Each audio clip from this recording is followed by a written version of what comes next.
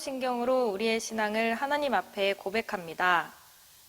전능하사 천지를 만드신 하나님 아버지를 내가 믿사오며 그 외아들 우리 주 예수 그리스도를 믿사오니 이는 성령으로 잉태하사 동정녀 마리에게 나시고 본디오 빌라도에게 고난을 받으사 십자가에 못 박혀 죽으시고 장사한 지 사흘 만에 죽은 자 가운데서 다시 살아나시며 하늘에 오르사 전능하신 하나님 우편에 앉아 계시다가 저리로서 산자와 죽은 자를 심판하러 오시리라. 성령을 믿사오며 거룩한 공회와 성도가 서로 교통하는 것과 죄를 사하여 주시는 것과 몸이 다시 사는 것과 영원히 사는 것을 믿사옵나이다. 아멘. 오늘의 말씀 누가복음 7장 1절에서 17절 말씀입니다. 예수께서 모든 말씀을 백성에게 들려주시기를 마치신 후에 가버나움으로 들어가시니라. 어떤 백부장이 사랑하는 종이 병들어 죽게 되었더니 예수의 소문을 듣고 유대인의 장로 몇 사람을 예수께 보내어 오셔서 그 종을 구해 주시기를 청한지라. 이에 그들이 예수께 나와 간절히 구하여 이르되 이 일을 하시는 것이 이 사람에게는 합당하니이다. 그가 우리 민족을 사랑하고 또한 우리를 위하여 회당을 지었나이다 하니 예수께서 함께 가실새 이에 그 집이 멀지 아니하여 백부장이 벗들을 보내어 이르되 주여 수고하시지 마옵소서. 내 집에 들어오심을 나는 감당하지 못하겠나이다. 그러므로 내가 주께 나아가기도 감당하지 못할 줄을 알았나이다. 말씀만 하사 내 하인을 낫게 하소서. 나도 남의 수하에 든 사람이요 내 아래에도 병사가 있으니 이더러 가라 하면 가고 저더러 오라 하면 오고 내 종더러 이것을 하라 하면 하나이다.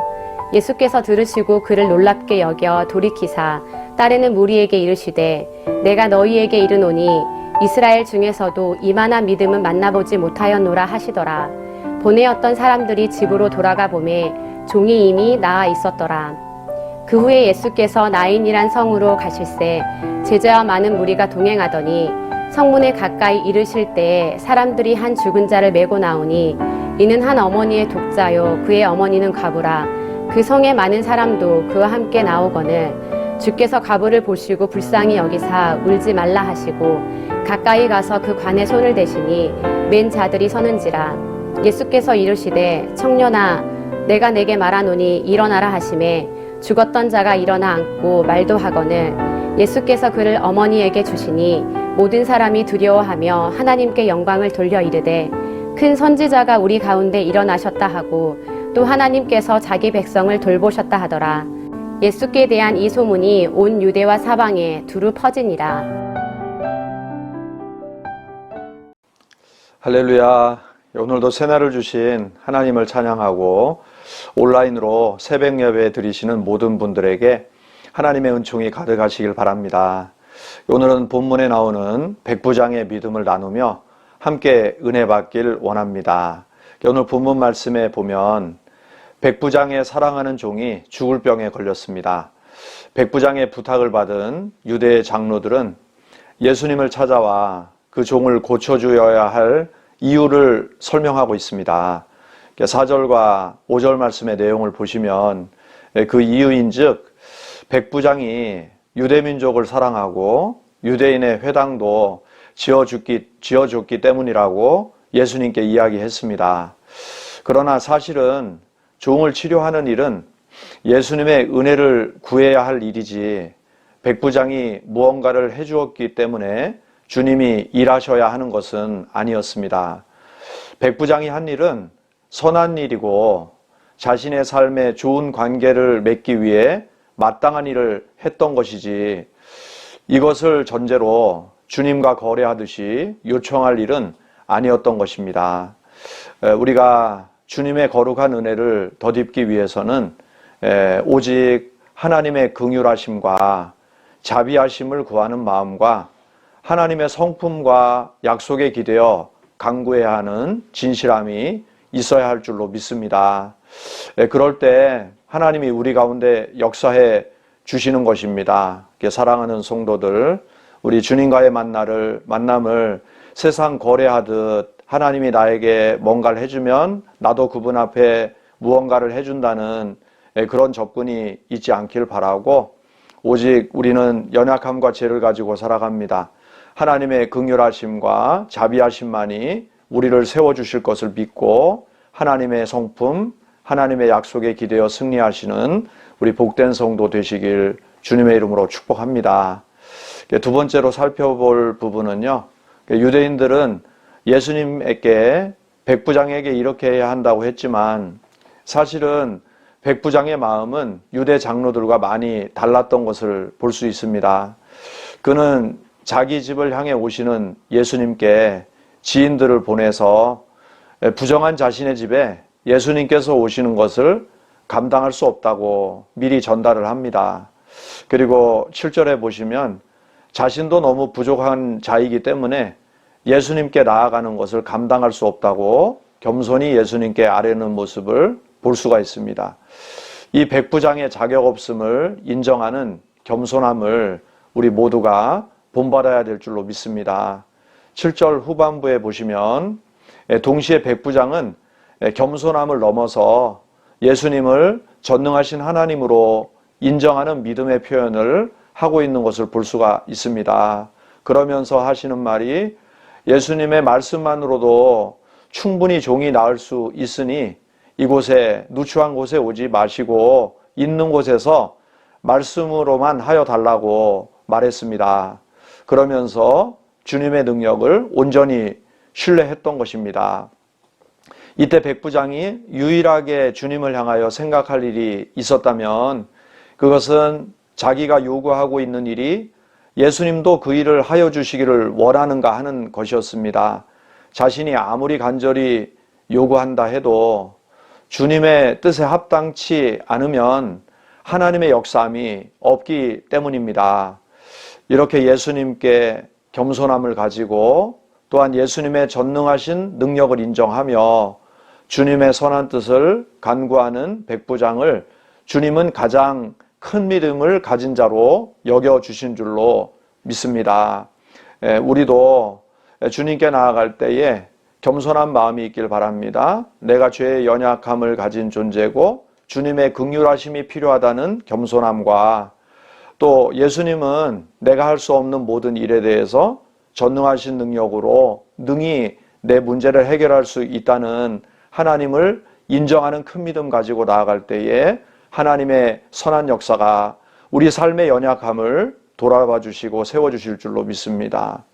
마지막으로 세 번째는요, 결국 본문에서 예수님이 인정한 사람은 유대 장로들이 아니었고 백부장이었던 것을 볼 수가 있습니다. 9절의 내용을 보면 백부장의 태도를 보며 이스라엘 중에서 이만한 믿음을 보인 자가 없다고 예수님께서 지극히 칭찬해 주시고 백부장의 믿음대로 그의 집에 가지도 않고 종을 고쳐주시는 것을 볼 수가 있습니다. 그 이후의 말씀에도 예수님은 아들을 잃은 나인성 과부의 눈물을 보시고 그를 불쌍히 여기시며 그 아들도 살려주시는 것을 봅니다.